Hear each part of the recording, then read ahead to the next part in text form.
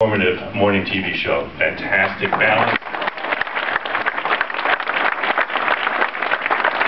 My question is around campaign finance reform and term limits, and might that help the debate relative to people not constantly spending millions and millions of dollars and also not always running for office? I think, I've always asked, what is the one thing you learned in Washington, D.C.? What's the one bill, if you could pass one bill, what would it be?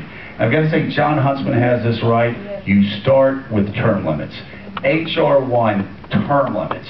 And the reason why is, and I had life experience here talking about Newt. I was one of the 11 guys that told Newt it was time to go back to Georgia. We had a coup against him because we thought that he had forgot why he was elected speaker, started spending too much money. Every single time I looked around in these back rooms where we were talking, and we were actually putting our political careers on the line, every time, all 11 people, I just looked around and I made a note. I'm a slow guy. Like I said, I went to the University of Alabama, rolled there. But I pick it up after a while. And pretty soon it occurred to me that all 11 of the people that were sitting in a circle with me, willing to risk their political career on overthrowing the most powerful guy in Washington, D.C. at the time, were all term limited. We all said, we're coming up, and then we're going home. See, because if you're not term limited, then you're worried about getting on the right committee in 2 years.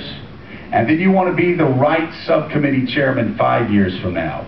And then you want to be the right committee chairman 10 years from now.